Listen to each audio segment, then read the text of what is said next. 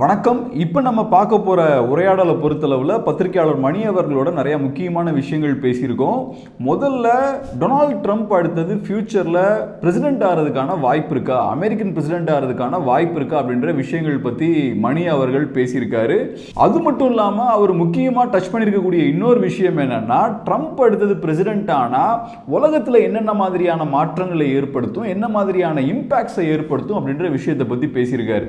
குறிப்பாக Russia Ukraine வாரில் அது எந்த மாதிரியான தாக்கத்தை ஏற்படுத்தும், அதே போல் ஹமாஸ் இஸ்ரேல் போரில் என்ன மாதிரியான தாக்கத்தை ஏற்படுத்தும், புதுசாக வேற போர்கள்லாம் ஸ்டார்ட் ஆகிறதுக்கான வாய்ப்பு இருக்கா, சைனாவை எப்படி டீல் பண்ணுவார், அமெரிக்காவோட சைனா பாலிசியில் மாற்றங்கள் ஏற்படுமா, இப்படி நிறைய விஷயங்கள் பற்றி இந்த உரையாடலில் மணி அவர்கள் நிறைய பேசியிருக்காரு. ஸோ கண்டிப்பாக இந்த வீடியோவை ஃபுல்லாக பாருங்கள். வீடியோக்குள்ளே இப்போ போகலாம்.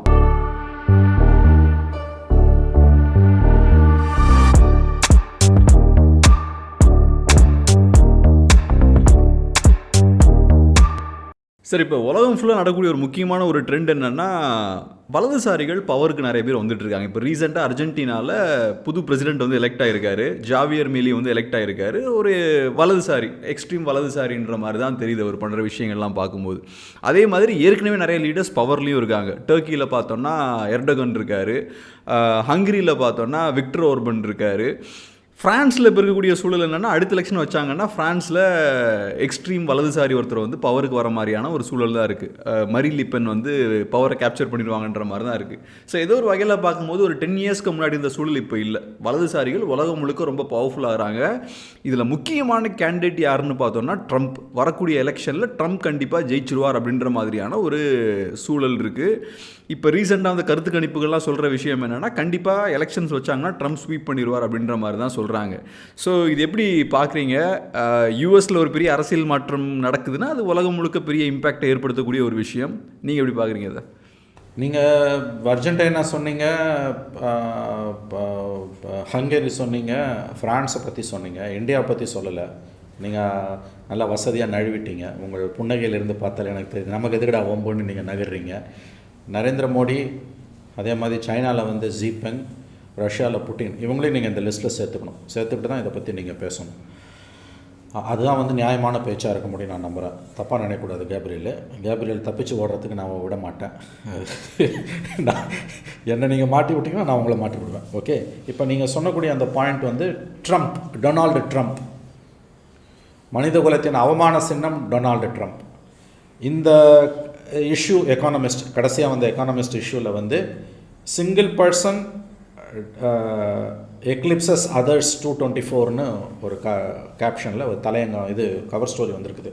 அதாவது என்ன அதோட சாராம்சம்னா வந்து, ஒற்றை மனிதர் வந்து மற்றவங்களை பின்னுக்கு தள்ளிட்டு 24 வரக்கூடிய புத்தாண்டில் நமக்கு வந்து அடுத்த ஆண்டில் மிகப்பெரிய ஆபத்தாக உருவெடுத்திருக்கிறார்ன்றது தான் அதோட சாராம்சம். டொனால்டு ட்ரம்ப் அடுத்த ஆண்டு அமெரிக்காவில் நடைபெறக்கூடிய அதிபர் தேர்தலில் மீண்டும் வெற்றி பெறுவதற்கான வாய்ப்புகள் அதிகம் இருக்கின்றன. அப்படி வெற்றி பெற்றால் என்ன நடக்கும்ன்றது தான் அதோட சாராம்சம். இதில் அந்த வெற்றி வாய்ப்புகளை பற்றி பேசும்போது நம்ம வந்து வேறு சில விஷயங்களையும், அதாவது இன்னும் ஒன் ஆர் 2 ஒப்பீனியன் போல்ஸ் நம்ம பார்க்கணும். த கார்டியன், இங்கிலாந்திலேருந்து வரக்கூடிய முக்கியமான ஒரு முன்னணி நாளிதழ், உலகின் முதல் 5 முக்கியமான நாளிதழ்களில் ஒன்று. அவங்க வந்து சியனா காலேஜ் அண்டு நியூயார்க் டைம்ஸ் பெரிய ஒரு பத்திரிக்கை, சியனா காலேஜ்ன்றது ஒரு கல்லூரி. இவங்க 2 பேர் எடுத்த ஒப்பீனியன் போல் அடிப்படையில் கார்டியன் என்ன சொல்லுதுன்னா, the chances of Trump winning president election by significant margin in several swing ஸ்டேட்ஸில் பெரிய அளவில் அவருக்கு வெற்றி வாய்ப்பு இருக்குன்றாங்க. இன்ஃபேக்ட் இன்னொரு ஒப்பீனியன் போலில் வேறொரு நிறுவனம் இடத்துல வந்து 5 out of 6 ஸ்டேட்ஸில் வந்து அவங்களுக்கு வந்து ட்ரம்ப்புக்கு தான் வாய்ப்பு இருக்குன்றாங்க. One reason Trump might be so is that close to 70% of Republican voters say they believe is lies. Financial Times, இது வந்து ஃபினான்ஷியல் டைம்ஸ் உலகின் முன்னணி ஆங்கில நாளிதழில் இப்போ ஃபினான்ஷியல் ஆஸ்பெக்ட்ஸில் எழுதக்கூடியது. அவங்க தான் என்ன சொல்கிறாங்க, polls say 55% of voters disapprove Biden. Financial Times பத்திரிக்கை, இங்கிலாந்துலேருந்து வரக்கூடிய பத்திரிக்கை இல்லையா, இங்கிலாந்து, அது அவங்க வந்து எடுத்த கருத்து கணிப்பில் 55% மக்கள் பைடனுடைய பர்ஃபார்மன்ஸு தங்களுக்கு திருப்தி அளிக்கவில்லை என்று கண்டனம் தெரிவிக்கிறாங்க. பேட்டில் கிரவுண்டு ஸ்டேட்ஸ்னு சொல்கிறாங்க. அதாவது பேட்டில் கிரவுண்டு ஸ்டேட்ஸ்னால் அதை நம்ம பொதுவாக வந்து அந்த ஸ்டேட்ஸில் தான் வந்து இது வரப்போகுது, இது முடிவு யார் அதிபர் ஆவாங்கன்றதுக்கான வாய்ப்பு அதிகம். அந்த பேட்டில் கிரவுண்டு ஸ்டேட்ஸில் Trump ahead of 5 out of 6 ஸ்டேட்ஸ்ன்றாங்க. 6ல் 5 ஸ்டேட்ஸில் அவர் இருக்காங்கன்றாங்க. That you can take it as swing states and battle ground states. நீங்கள் அப்படி ஒரு ஓவரால் கான்செப்டில் பார்த்தீங்கன்னா that is 5 out of 6 Trump is leading பைடனை விட. 55% பைடனுக்கு வந்து டிஸ்அப்ரூவல் இருக்குது.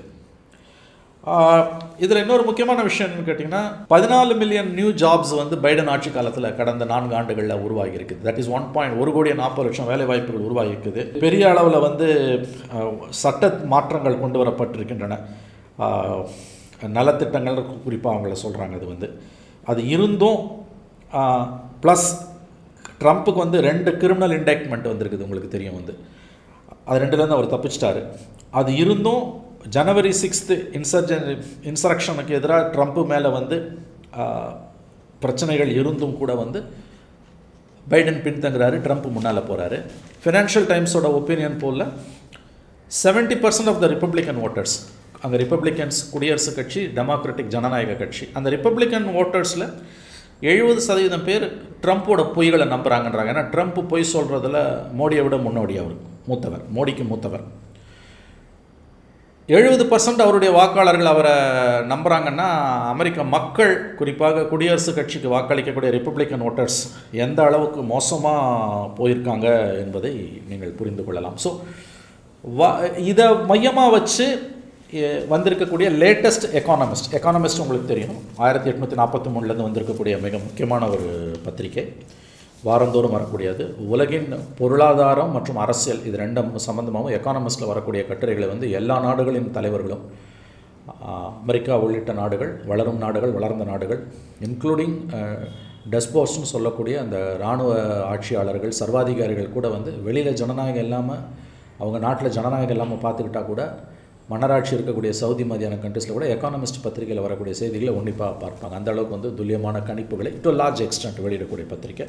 அவங்களோட கணிப்பு தான் இந்த முறை வந்து ட்ரம்ப் வந்து 24 சிங்கிள் பர்சன் எக்லிப்சஸ் அதர்ஸ் இன் 24 எக்கானமியை பொறுத்த வரைக்கும் அவர் வந்தார்னா அதோட பாதிப்பு பொருளாதாரத்துலையும் அதிகமாக இருக்கும்னு சொல்லிட்டு அவங்க என்ன சொல்கிறாங்க, Trump dominates the Republican primaries, several polls have them ahead Biden in swing states. New York Times polls 59% for Trump and 37% for Biden as far as economy is concerned. முக்கியமான மாநிலங்களில் அவங்க என்ன சொல்கிறாங்கன்னா, ஃபினான்ஷியல் இது எக்கானமிஸ்டோட கருத்து கணிப்புப்படி வந்து 59% மக்கள் பைடனுக்கும், 37% மக்கள் 59% மக்கள் வந்து ட்ரம்ப்புக்கும், 37% மக்கள் பைடனுக்கும் இன்றைக்கி வந்து ஆதரவு தெரிவிச்சிருக்காங்க. டெமோக்ராட்ஸோட கோர் ஓட் பேங்க், ஜனநாயக கட்சியோட பாரம்பரிய வாக்கு வங்கி அப்படின்னு பார்த்தீங்கன்னா பிளாக்ஸும் ஹிஸ்பானிக்ஸும், கருப்பினத்தவர்களும் ஹிஸ்பானிக்ஸ்னு சொல்லக்கூடிய ஸ்பானிஷ் மொழி பேசக்கூடியவர்கள். அவங்க என்ன சொல்கிறாங்க, அவர்கள் மத்தியிலேயே வெரி இன்ட்ரெஸ்டிங், ஜனநாயக கட்சியின் கோர் ஓட் பேங்காக இருக்கக்கூடிய, பாரம்பரிய வாக்கு வங்கியாக இருக்கக்கூடிய கருப்பினத்தவர்கள், கருப்பின மக்கள் மற்றும் ஹிஸ்பானிக்ஸ், அவங்க மத்தியிலே ஜனநாயக கட்சி தன்னுடைய செல்வாக்கை இழந்து கொண்டிருக்கிறது. இதை சொல்கிறது வந்து நவ் மீனிங்ஃபுல்லி தேர் அப்ஸ்காண்டிங் அப்படின்றாங்க. உங்களோட கோர் ஓட் பேங்க் எரோட் ஆகுதுன்னா அது உங்களுக்கு ரொம்ப டேஞ்சரஸான ஒரு கான்செப்ட். ஸோ பைடனோட வீழ்ச்சின்றது ரொம்ப ஒரு பவர்ஃபுல்லான டவுன்ஃபாலாக இருக்குது. ஏன்னா அது ஆதாரத்தோடு அவங்க சொல்கிறாங்க, because of is losing votes among the blacks and Hispanics who are considered to be Democrats core vote bank. வெளிநாடுகளில் அமெரிக்காவோட அந்த செல்வாக்கு வந்து இழந்து கொண்டு இருக்குது. Growing hostility abroad, for example Russian in Ukraine, Iranian military supremacy in Middle East, Chinese maneuvering in Taiwan and South China Sea, இந்த 3 issues அவங்க எடுக்கிறாங்க. இந்த எலெக்ஷன் அதை எப்படி அந்த கட்டுரை அவங்க முடிக்கிறாங்கன்னா, the election will be decided 24 election. The concept of the crux of the Economist magazine's cover story, which is 24 single person eclipses others in 24, இதில் வந்து அவங்க எப்படி முடிக்கிறாங்கன்னா, ட்ரம்ப் வந்தார்னா அது உலக பொருளாதாரத்திற்கும் உலக அமைதிக்கும் உலக அரசியலுக்கும் பேராபத்தை உண்டாக்கும்னு சொல்லிட்டு அது எப்படி டிசைட் ஆகும்னு அவங்க சொல்கிறாங்கன்னா, the election, that is US election, presidential election next year, the election will be decided by tens of thousands of voters in just handful of states, the swing states, battleground states. In 2024, the fate of world will depend on their ballots. இதுதான் இந்த cover ஸ்டோரியோட முக்கியமான விஷயம். அதாவது 24 வந்து நமக்கும் முக்கியமான ஒரு ஆண்டு இந்தியாவுக்கு. ஏன்னா பார்லிமெண்ட் எலெக்ஷன்ஸ் வருது. 3வது முறையாக நரேந்திர மோடி பிரதமர் ஆவதற்கு வாய்ப்பு கொடுக்கப்படுமா? அது ரொம்ப முக்கியமான ஒரு விஷயம் நமக்கு, உலகத்துக்கு. ஆனால் அதை விட முக்கியமாக வேர்ல்டு யாரை பார்க்குதுன்னா இன்றைக்கி ட்ரம்ப்பை பார்க்குது. ஏன்னா அமெரிக்காக்குள்ளே இன்றைக்கி வந்து கொண்டு இருக்கக்கூடிய தகவல்கள், ஏன்னா அமெரிக்காலலாம் நீங்கள் பார்த்தீங்கன்னா கண்டினியூஸாக அந்த ஒப்பீனியன் போல்ஸை எடுத்துக்கிட்டே இருப்பாங்க. கண்டினியூஸாக எடுத்து கிரெடிபிள் பீப்புள், காசு வாங்கிட்டுலாம் கிடையாது, கிரெடிபிளாக பீப்புள் எடுத்துக்கிட்டே இருப்பாங்க. அதாவது இதில் வந்து ட்ரம்ப் வந்துருவார், வாய்ப்பு அதிகம்னு சொல்கிறோம் அத்தனை பேருமே, almost all the news papers, ஏன்னா மெயின் ஸ்ட்ரீம் மீடியா அத்தனை பேருமே ட்ரம்ப்புக்கு எதிராக இருக்கான். நம்ம ஊரில் அத்தனை மீடியாவும் மோடிக்கு ஆதரவாக இருக்கான்ல, அங்கே கொஞ்சமாக தான் அவனுக்கு ஜனநாயகம், மனசாட்சி, முதுகெலும்பு இருக்குது. Maybe they are mature democracy. அவன் ட்ரம்ப்புக்கு எதிராக இருக்கான். பட் ட்ரம்ப்புக்கு எதிராக இருக்கக்கூடிய அவங்க கிட்டத்தட்ட 90% of the media houses, credible media houses, Trump தான் வரத்துக்கு வாய்ப்பு அதிகம்னு எழுதுகிறான். வந்தால் டேஞ்சர்னு சொல்கிறான், ட்ரம்ப் வரக்கூடாதுன்னு சொல்கிறான்.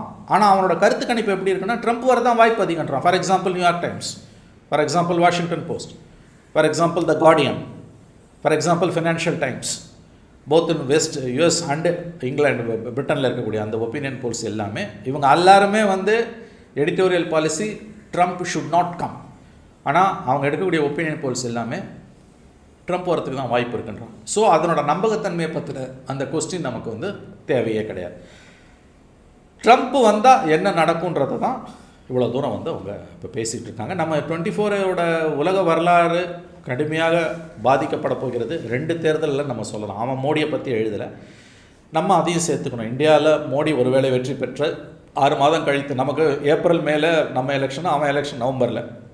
ஸோ இங்கே மோடி ஏப்ரல் மே எலெக்ஷனில் வெற்றி பெற்று அங்கே நவம்பரில் ட்ரம்ப் வெற்றி பெற்றால் கண்டிப்பாக உலக வரலாறு மிகப்பெரிய அளவில் பாதிப்புக்கு உள்ளாகும். இங்கு ஆட்சி மாற்றம் ஏற்பட்டு அங்கு ஆட்சி மாற்றம் ஏற்படவில்லை என்றாலும் பெரிய பாதிப்புக்கு உள்ளாகும்.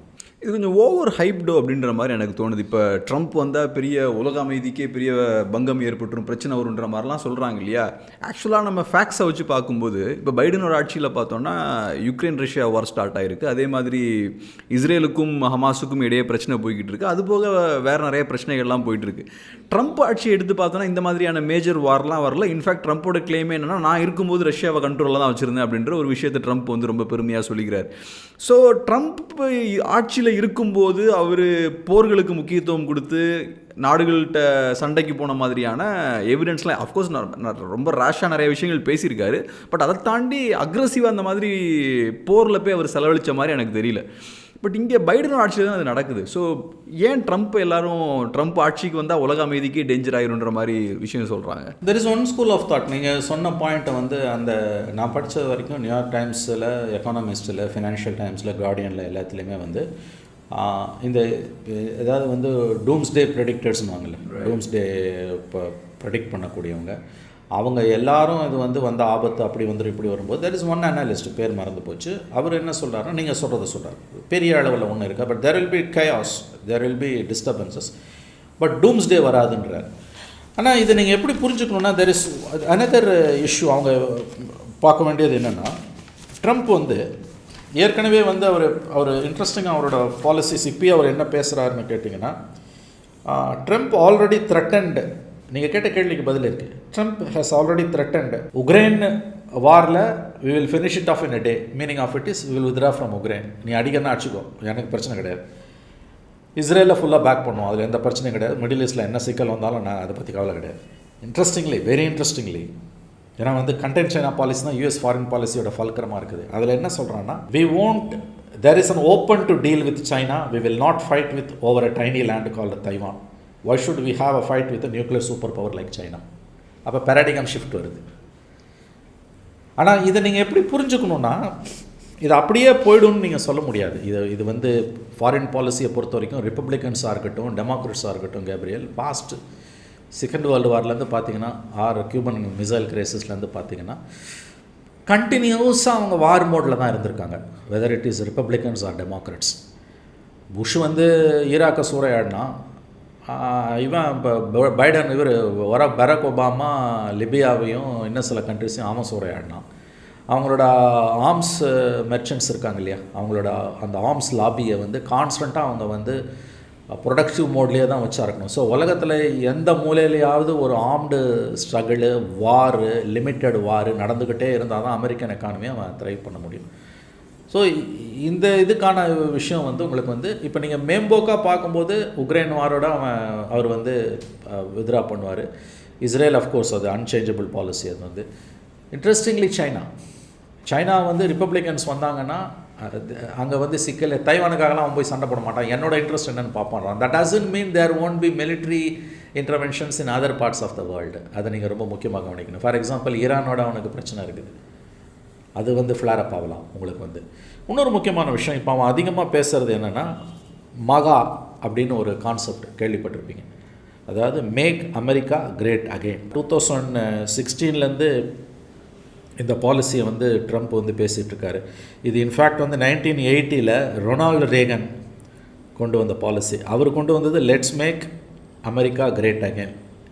இவருக்கு ட்ரம்ப் கொண்டு வந்தது நவம்பர் 2012 இந்த பாலிசியை வந்து அவர் வந்து அன்வீல் பண்ணுறாரு. மேக் அமெரிக்கா கிரேட் அகெயின், மகா. அதன்படி வந்து பார்த்திங்கன்னா வந்து அவர் 2012 ஒபாமா ஜெயித்த பிறகு 2016 வந்து when he declares his candidacy on July 16th, 2015, declared his candidacy and announced the slogan. And this is the date beginning of MAGA, that is July 16th, 2015. அதுக்கு வந்து அந்த ட்ரேட்மார்க் கூட அவர் வாங்கிடுறாரு, MAGA, மேக் அமெரிக்கா கிரேட் அகெயின்றது.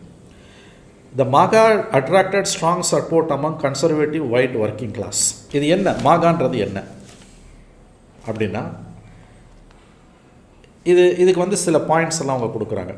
இது வந்து மாகான்றது America first, நம்ம ஊரில் இந்தியா ஃபஸ்ட்டுன்னு பேசுவாங்கல்ல இந்த டிவி ஆங்கர்ஸ்லாம், அந்த மாதிரி make America great again, that white supremacy, American supremacy, ultra nationalism, professional corps of America first populists dedicating themselves to ensuring Trump to disciplined found. இந்த team வந்து இந்த மாகா டீம் வந்து மாகா ரிப்பப்ளிகன்ஸ்னு இருக்காங்க, ரிப்பப்ளிகன் ஸ்கூலில் இருக்கக்கூடிய ஒரு அல்ட்ரா டீம். அவங்க மாகான்றது ஒரு கான்செப்ட். அது வந்து அவங்க வந்து 2வது டேர்ம் மோடின்ற ட்ரம்ப்புக்கு வந்ததுன்னா, மோடிக்கு வந்தால் 3வது term Trump to the second term of Trump will be discipline and founded on getting things ton.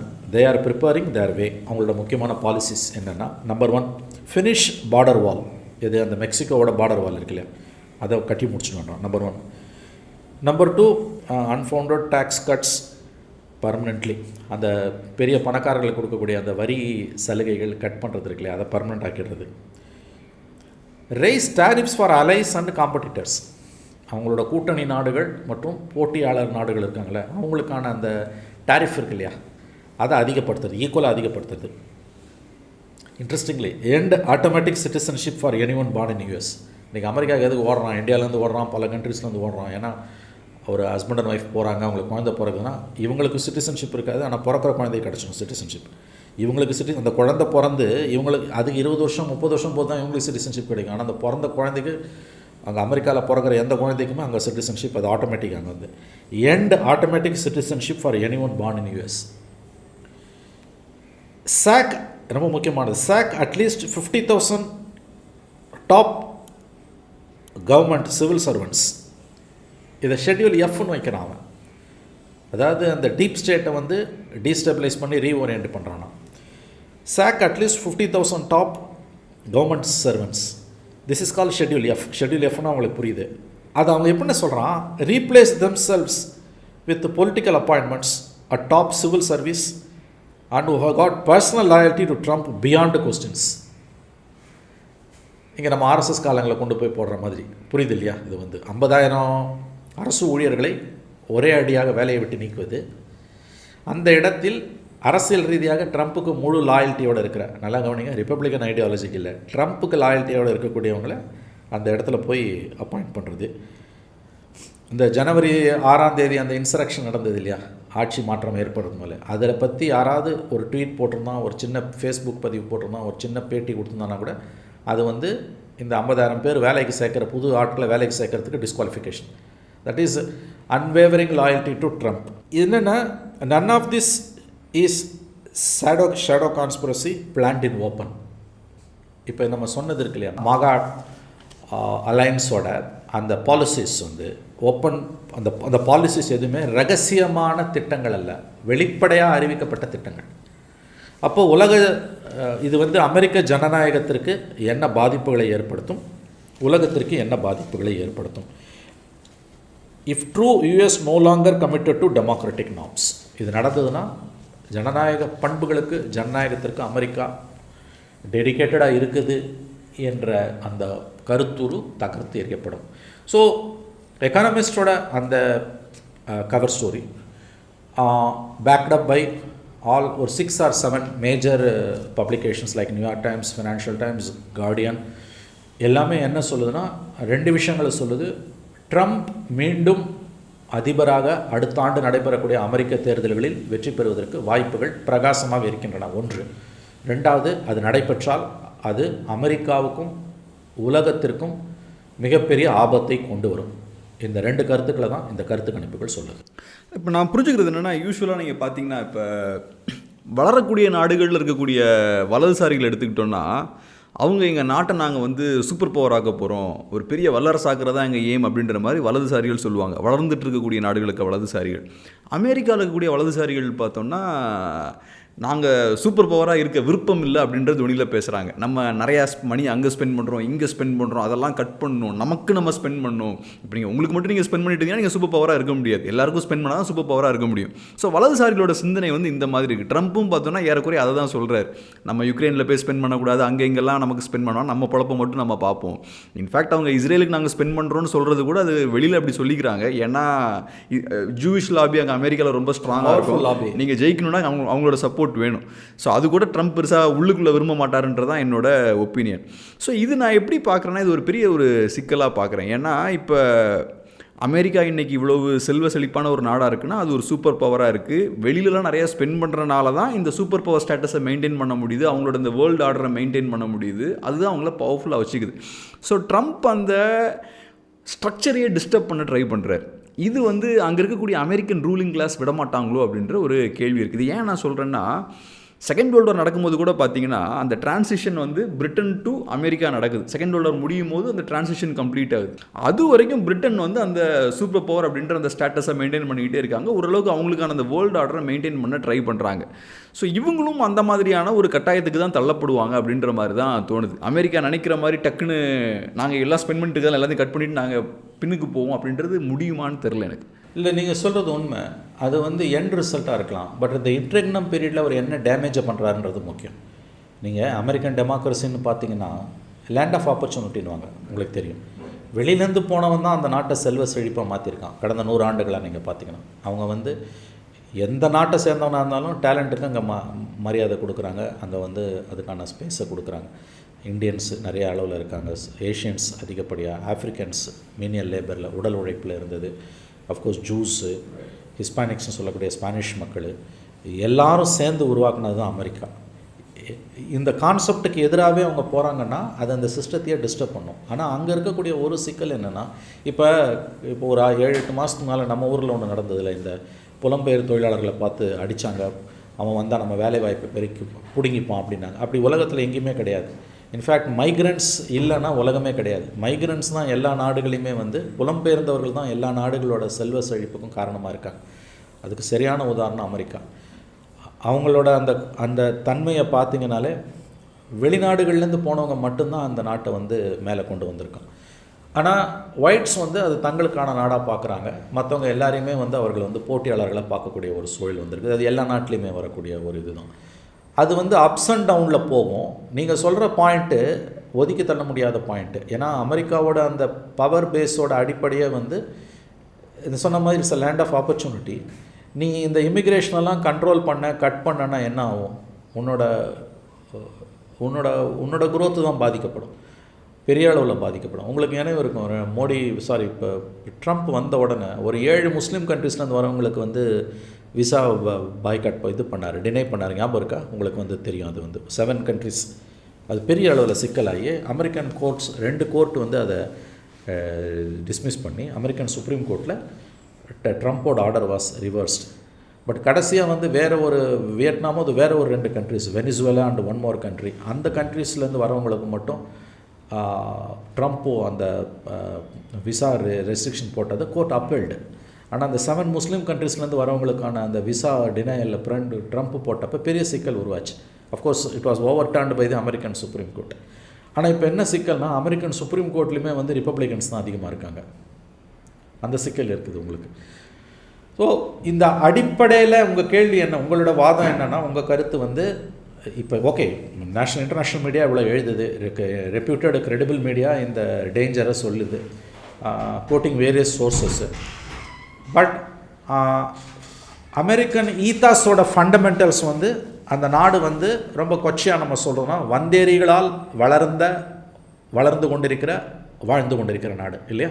வந்தேரிகளால், அமெரிக்காவுக்கு வெளியிலேருந்து வந்த வந்தேரிகளால் பல நாடுகளை சேர்ந்தவர்கள், இந்தியர்கள், ஐரோப்பியர்கள், சீனர்கள், அரேபியர்கள், ஸ்பானிஷ்காரர்கள், யூதர்கள், ஆப்பிரிக்கர்கள், இவர்களால் வந்தேரிகளால் வாழ்ந்து கொண்டிருக்கிற, வாழப்போகிற, நன்கு வளர வாய்ப்புள்ள ஒரு நாடு தான் அமெரிக்கா.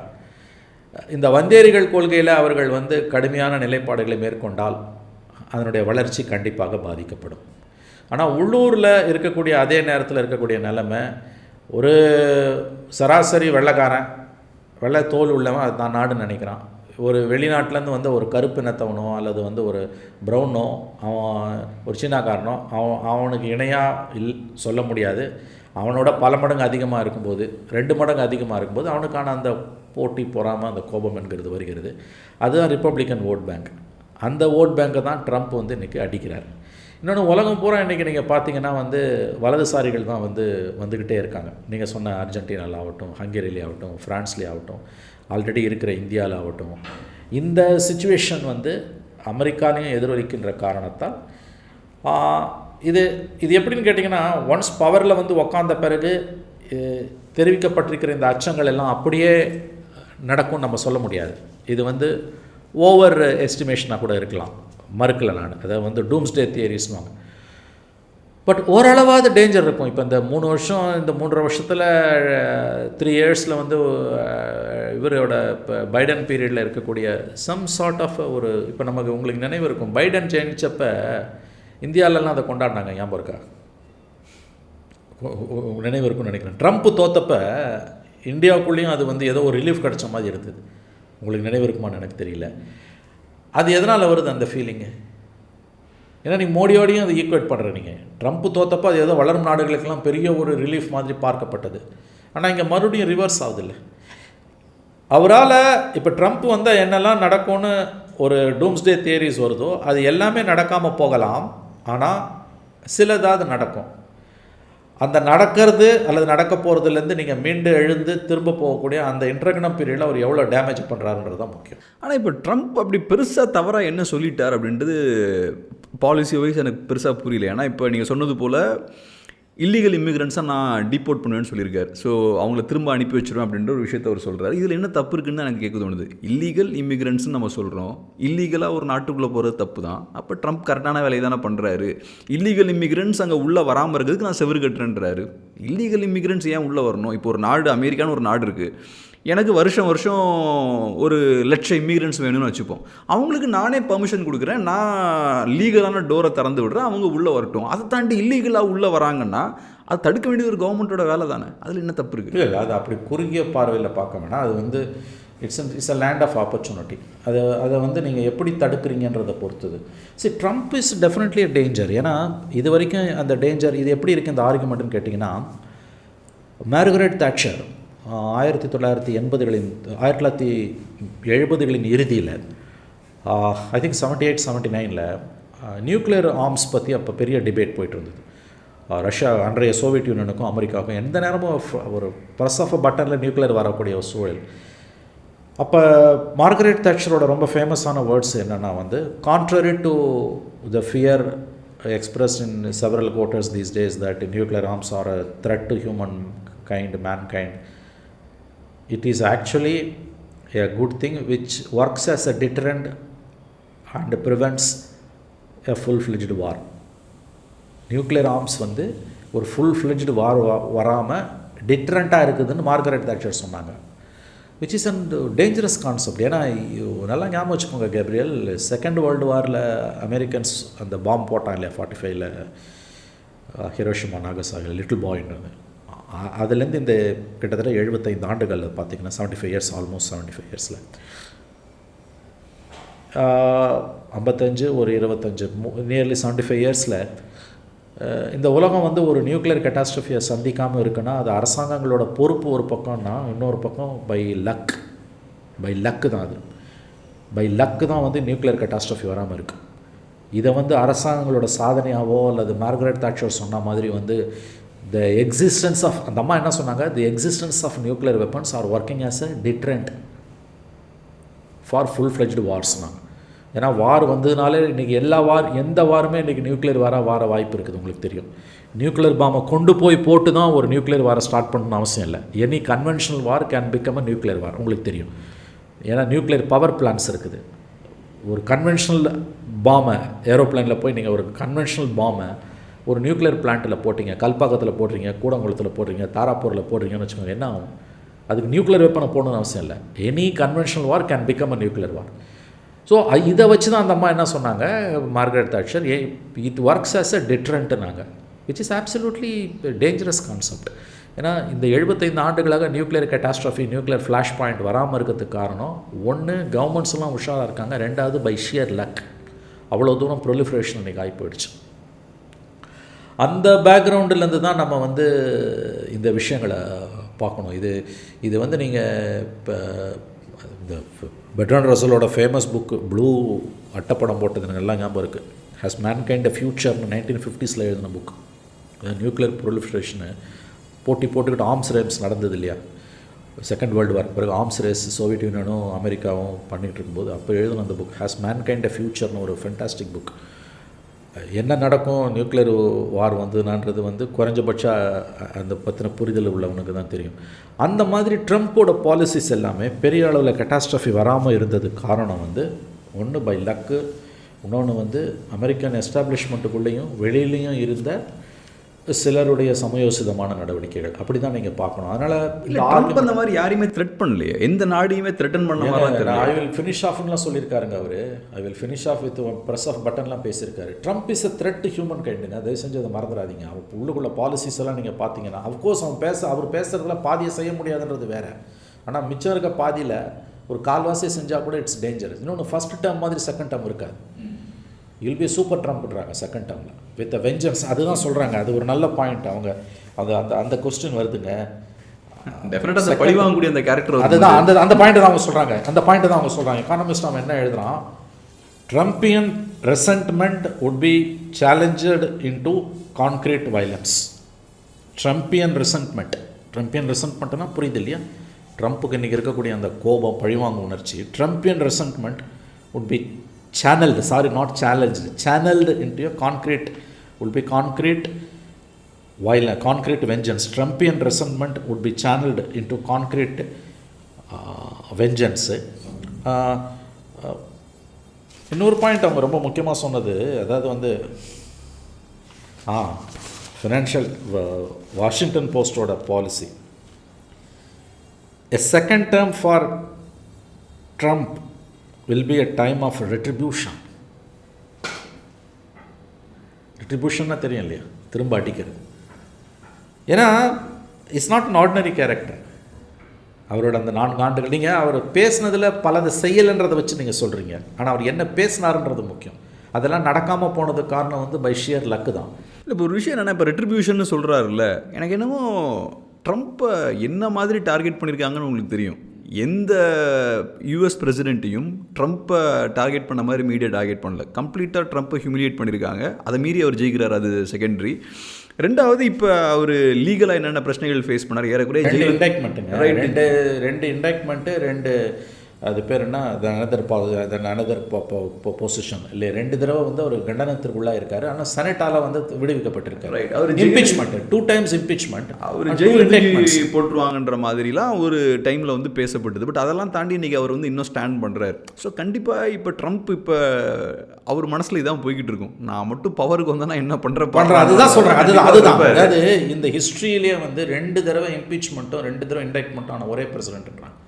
இதுக்கு முன்னால் கிளின்டனும் லிண்டன் பி ஜான்சனும் ஆயிருக்காங்க. பட் அவங்க கூட வந்து 2 இம்பீச்மெண்ட்ஸ் அண்ட் 2 இண்டெக்ட்மெண்ட்ஸ் கிடையாது.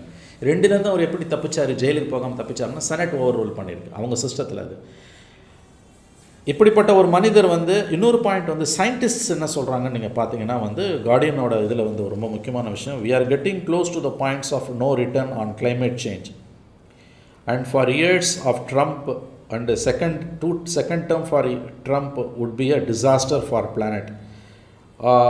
If Trump comes, scientistோட வேர்ட்ஸில் கார்டியன் சொல்லுது Trump wants to drill, dig and burn the world. உங்களுக்கு தெரியும்ல ட்ரம்ப்போட பாலிசி ஆன் கிளைமேட் சேஞ்ச் என்னென்ன, அதெல்லாம் சும்மா கதைன்றவர். அவர் குளோபல் வார்மிங், கிளைமேட் சேஞ்ச் எல்லாம் சும்மா கதை, தோஸ் ஆர் ஆல் ஸ்னாபரி, அதெல்லாம் வந்து பேட், அதெல்லாம் வந்து ட்ரூத் இல்லை, லைஸு, அதாவது நான் எக்ஸிஸ்டன்ட்ன்றது தான் ட்ரம்ப்போட பாலிசி. உங்களுக்கு தெரியும் as far as global warming and climate சேஞ்சை பொறுத்த வரைக்கும் டொனால்டு ட்ரம்ப்போட ஃபேமஸ் வேர்ட்ஸ் வந்து he says that these are all humbug.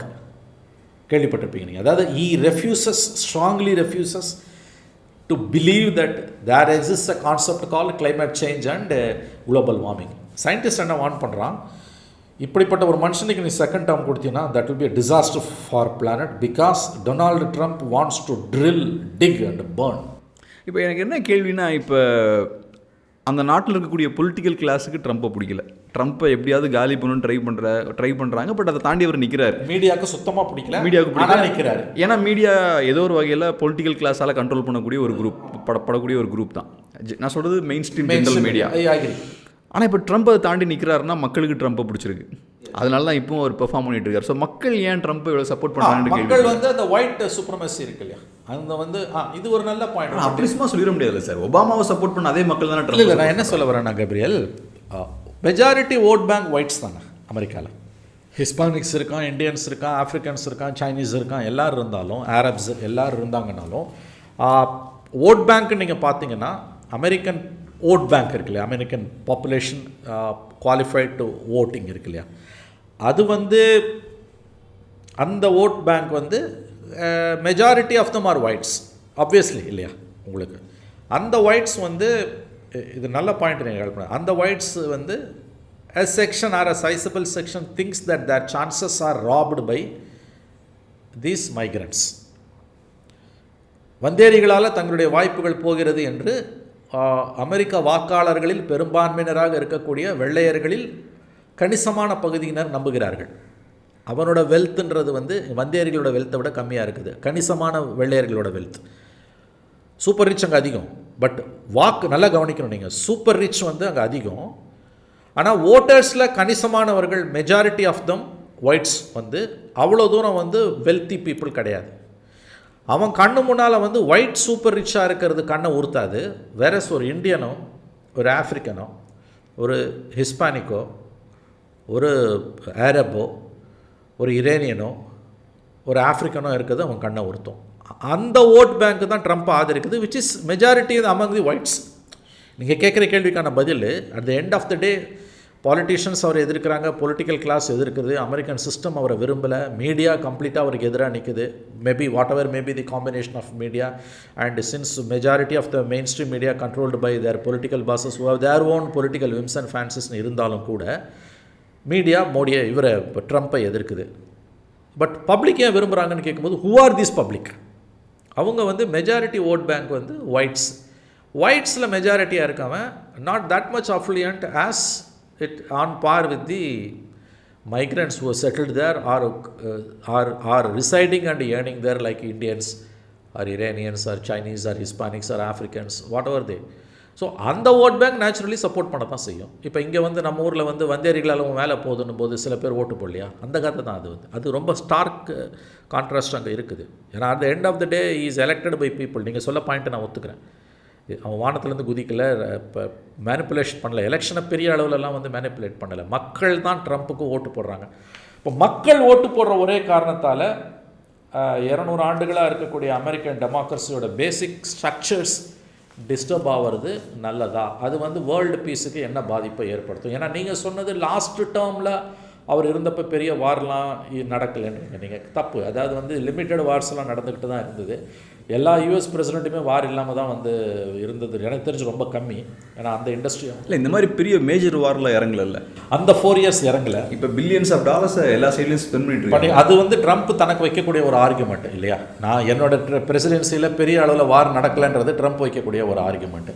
But this time when he comes back அது எப்படி போகும் நீங்கள் சொல்ல முடியாது. இந்த வேர்ல்ட் ஹஸ் சேஞ்ச்டு. ஏன்னா இப்போ பெரிய ப்ராப்ளமாக வந்துட்டு இருக்கிறது வந்து சைனீஸ் இது ஒன்றுன்னா உங்களுக்கு வந்து உக்ரைன் வார் ஒரு பக்கம் வந்து மிடில் ஈஸ்ட் வந்து இப்போ அமெரிக்கன்ஸோட இன்ட்ரெஸ்ட் வந்து கம்ப்ளீட்டாக சவுத் சைனா சீலேருந்து உக்ரைன்லேருந்து மிடில் ஈஸ்ட்டுக்கு போயிடுச்சு. மிடில் ஈஸ்ட்டில் இவர் என்னத்தை பண்ணி தொலைப்பார்னு தெரியாது. ஏன்னா is an ultra supporter of Israel. சைனாவோட சண்டை போட வேணாம், டைனி லேண்டு தைவானுக்காக நம்ம ஏன் சண்டை போடணும், லெட்டஸ் ஆஃப் பீஸ்ன்னு சொல்லக்கூடியவர்.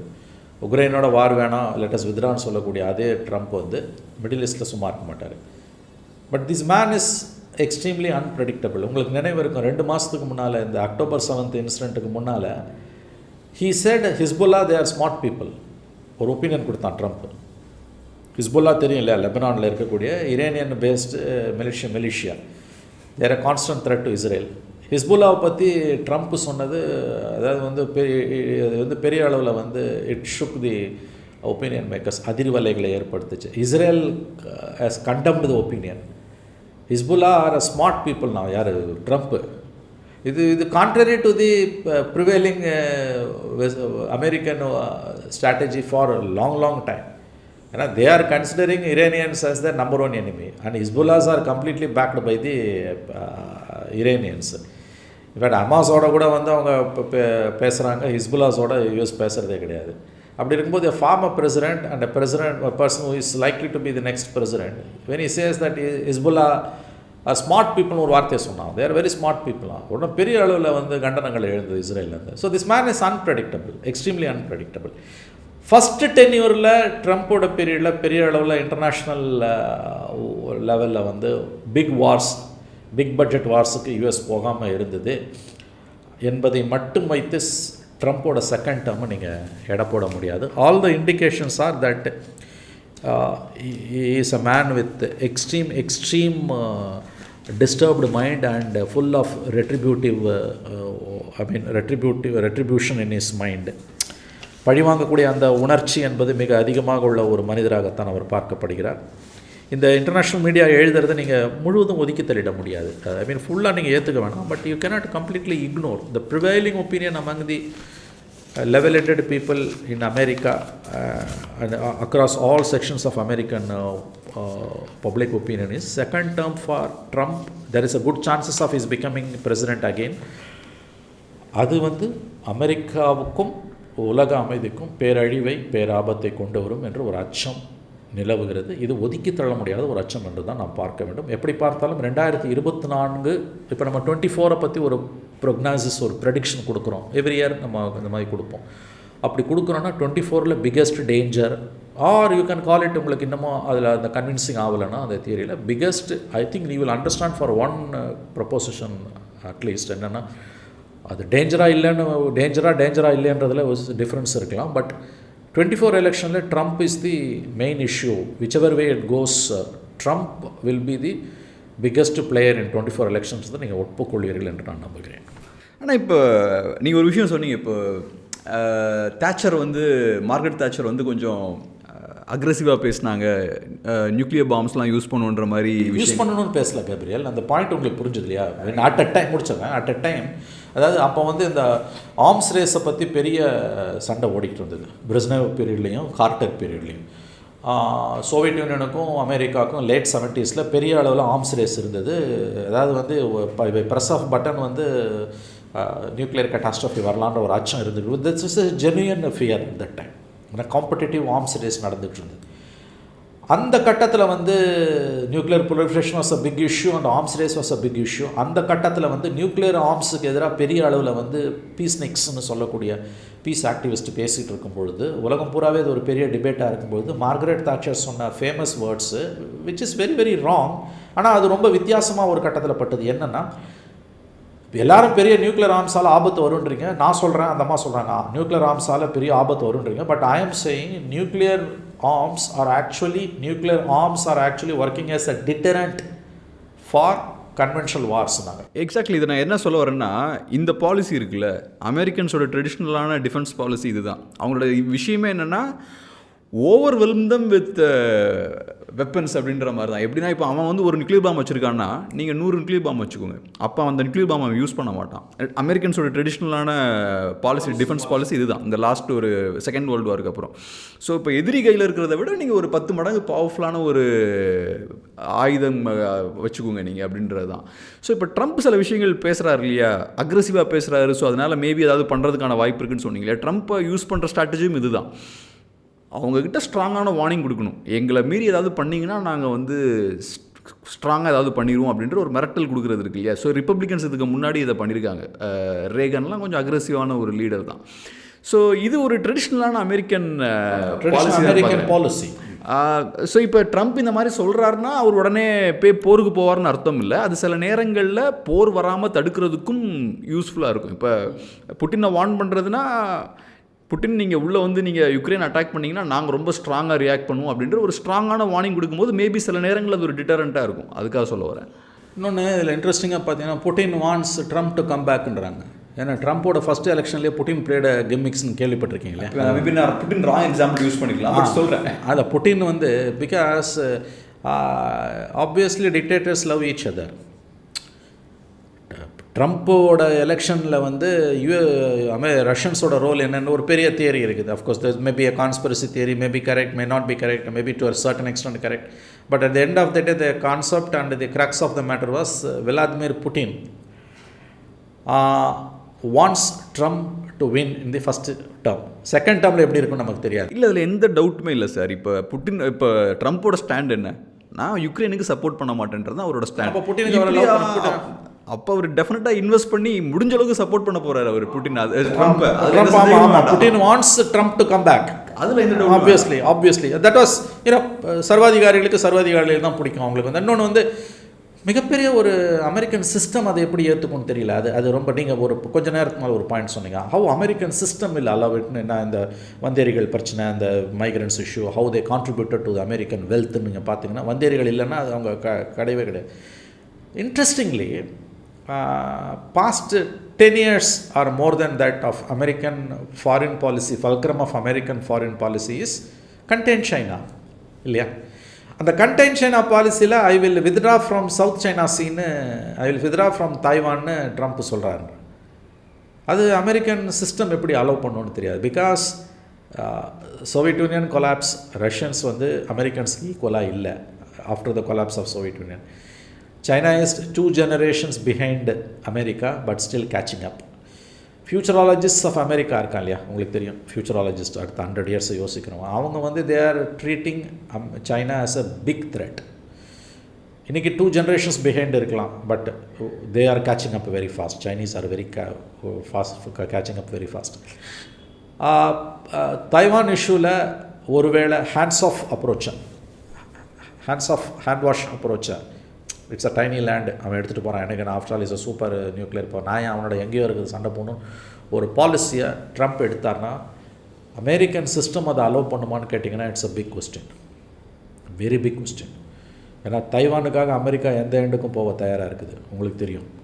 இப்போ சமீபத்தில் நேற்று நான் கொண்டு வந்திருப்பேன், மறந்துட்டேன், மின்ட்டில் ஒரு ஆர்டிக்கல் வந்திருந்தது. ஜிபேங்கும் சைனீஸ் பிரசிடெண்ட்டும் பைடனும் சான் ஃப்ரான்சிஸ்கோவில் மீட் பண்ணாங்க ஒரு வாரத்துக்கு முன்னால், 10 நாளைக்கு முன்னால் அந்த மீட்டிங். அந்த மீட்டிங்கில் என்ன சக்ஸஸ் ஆச்சுன்றது ரெண்டாவது, அந்த மீட்டிங்கே சக்ஸஸ்ன்றான் ஒருத்தன் எழுதுகிறான் மின்ட்டில். ஏன்னா எதிரும் புதிருமாக இருக்கவங்க எப்படா வந்து பெரிய, ஏன்னா இவங்க அவ்வளோ போலாப்பாட்டாக இருக்காங்க, நிறைய ஏரியாஸ் ஆஃப் டிஸ்அக்ரிமெண்ட் தான் அதிகமாக இருக்குது, எப்படி இவன் 2 பேரும் பார்த்துப்பாங்க அப்படின்றது. இந்த மீட்டிங்கால் என்ன சக்ஸஸ்ன்னு அந்த ஃபஸ்ட்டு லைனே பேரால் அந்த அனலிஸ்டாக தான் எழுதுனான் மின்ட்டில், இந்தியன் அனலிஸ்ட் நிதின் பாய் அவன் எழுதுனாங்க, நிதின் பாய். இந்த மீட்டிங்கால் என்ன சக்ஸஸ்ன்னு கேட்குறாங்க, இந்த மீட்டிங்கே சக்ஸஸ் தான்டா, ஏன்னா அவ்வளோ தூரம் டிஃப்ரென்சஸ் ஆஃப் ஒப்பீனியன் இருக்குது அப்படின்ட்டு. Technologically containing China is America's first ப்ரியாரிட்டின்றோம். அதில் வந்து அந்த சிப்ஸ் இருக்கு இல்லையா, ஹாட் சிப்ஸ், அந்த கம்ப்யூட்டரில் யூஸ் பண்ணுற சிப்ஸ், அதில் வந்து நெக்ஸ்ட் ஜென்ரேஷன் க்ரோத்துக்கு டெவலப் பண்ணுறதுக்கு சைனீஸ் போகாமல் இருக்கிறதுக்கு நிறைய ஹர்டல்ஸும் அமெரிக்கன் க்ரியேட் பண்ணியிருக்காங்க. அந்த ஹர்டல்ஸை கிளியர் பண்ணுறது இன்றைக்கி சைனாவுக்கு வந்து ப்ரியாரிட்டியாக இருக்குது.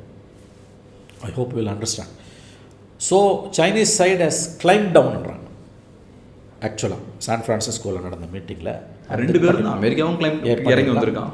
இவன் இறங்கி வந்தது, சைனீஸ் இறங்கி வந்தது பெரிய விஷயம் தான். பிகாஸ் அந்த சிப்ஸ் எக்ஸ்போர்ட்ஸ்லேயும் அந்த ஃபர்தர் டெவலப்மெண்ட்டில் வந்து the hurdles, the sanctions they have imposed for further development of our Chinese scientist வந்து it has started biting China. So they climb down.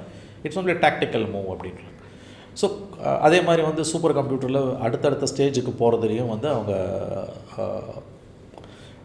இப்போ சைனீஸ் சைடு வந்து மேலே குரோத்தை நோக்கி போகிறதுக்கு வந்து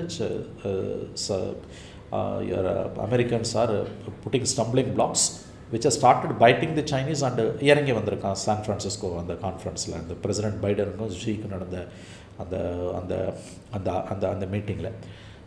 இந்த பாயிண்ட் எதுக்கு நான் சொல்ல வரேன்னா, ட்ரம்ப்போட செகண்ட் டேர்மில் வந்து உங்களுக்கு சைனா இஷ்யூவில் வந்து பெராடிகம் ஷிஃப்ட் வரதை அமெரிக்கன் சிஸ்டம் அலோவ் பண்ணுமான்னு கேட்டிங்கன்னா பண்ணாது, கண்டிப்பாக பண்ணாது. பிகாஸ் நீங்கள் அந்த they think entire American system think that China is the biggest threat. It is not Russians anymore or any other country. China is the only country which is nearer பாயிண்ட்னு சொன்னிங்கன்னா 2 generations behind them, அவ்வளோதான். Still China cannot match Americans, but next 10 years or 25 yearsல வந்து they will catch up. So contain China policy will going to be the fulcrum of American foreign policy for many more years to come. அதில் சேஞ்சஸை Trump பண்ணிடுவார்னு ஒரு fear இருக்குது. ஒருவேளை முடிச்சிடறேன், அப்படி ஒருவேளை அதை அவர் பண்ணார்னா அல்லது பண்ண அட்டம் பண்ணார்னா அதை எந்த அளவுக்கு சிஸ்டம் அலோவ் பண்ணுன்றது இட்ஸ் அ பிக்கர் கொஸ்டின். ட்ரெடிஷ்னலாக ட்ரம்ப் வந்து சைனாவுக்கு எதிராக ரொம்ப ஸ்ட்ராங்காக பேசிகிட்டு இருக்கக்கூடிய ஒரு நபர். இப்போ நீங்கள் சொன்னது மாதிரி ட்ரம்ப் இப்போ தாய்வான் விஷயத்தில் நாங்கள் என்டர் ஆக மாட்டோம் அப்படின்ற ஒரு விஷயம் சொன்னார்னு நீங்கள் சொல்லியிருந்தீங்க இல்லையா? மேபி ஹி மே அது அதில் எந்த அளவுக்கு உண்மை இருக்குன்னு நமக்கு சொல்ல முடியல. ஏன்னா இப்போ வலதுசாரிகள் எப்போவுமே ட்ரெடிஷ்னலாக எடுத்துக்கிட்டோன்னா அவங்க சொல்கிற விஷயமே என்னென்னா, சைனா தான் நமக்கு மெயினான பிரச்சனை, தேவையில்லாமல் நீங்கள் யுக்ரைனில் போய் ஃபோக்கஸ் பண்ணிகிட்டு இருக்கீங்க, யுக்ரைனில் ஃபோக்கஸ் பண்ணாமல் சைனாவை ஃபோக்கஸ் பண்ணுங்கன்றதான் வலதுசாரிகளோட ட்ரெடிஷ்னலான ஸ்டாண்ட். அங்கே இருக்கக்கூடிய ஹார்ட்லைனர்ஸ் எல்லாருமே இதை தான் சொல்கிறாங்க. இப்போ பைடன் என்ன பண்ணிகிட்டு இருக்காருன்னா, மிடில் ஈஸ்ட்டில் பிரச்சனையில் மாட்டிகிட்டு இருக்காரு, யுக்ரைன்லேயும் பிரச்சனையில் மாட்டிகிட்டு இருக்காரு. அவர்னால இப்போ தாய்வானை ஹேண்டில் பண்ண முடியாது, தாய்வானுக்கு தேவையான ப்ரொடெக்ஷனை கொடுக்க முடியாது. இன்னொரு வார் ஃப்ரண்ட் ஓப்பன் ஆச்சுன்னா யூஎஸ்னால தாக்கு பிடிக்க முடியாது. ஸோ இப்போ என்ன பண்ணுறாங்கன்னா, சைனாட்ட போய் இறங்கி போகிறாங்க. இப்போ சைனாட்ட இறங்கி போய் இந்த மாதிரி டீல்லாம் போட்டிருக்காங்க. இந்த விஷயத்தையே வலதுசாரிகள் கண்டிப்பாக விரும்ப மாட்டாங்க. ஸோ நான் என்னோட அசம்ஷன் என்னென்னா, எல்லா இடத்துலையும் நாங்கள் அமைதியை ஏற்படுத்துவோம்ன்றது ப்ராமிஸாக இருக்கலாம். பட் டெஃபினட்டாக சைனா கிட்ட வந்து ட்ரம்ப் வந்து சாஃப்டாக போக மாட்டார், சைனாவை அக்ரெசிவாக நெருக்குவார். பைடன் தான் இப்போ சாஃப்டாக போயிட்டுருக்காரு. டெஃபினட்டாக ட்ரம்ப் அதை சாஃப்டாக போக மாட்டாருன்றது தான் எனக்கு தோணுது. Anyway these are all debatable issues. But ஒரு விஷயம் நீங்கள் ஒப்புக்கொள்வீர்கள் என்று நான் நம்புகிறேன். 24 வந்து major challenge R major issue to focus on will be Trump. ஏதாவது மாற்று கருத்து இருக்கா? டெஃபினட்டாக அதுதான். ஒன்று ட்ரம்ப், இன்னொன்று மோடியை பற்றி அடுத்த தடவை பேசலாம். ரொம்ப நன்றி சார், உங்கள் பிஸியான டைமில் அருமையான ஒரு ரொம்ப நன்றி கேப்ரியல், ரொம்ப நன்றி.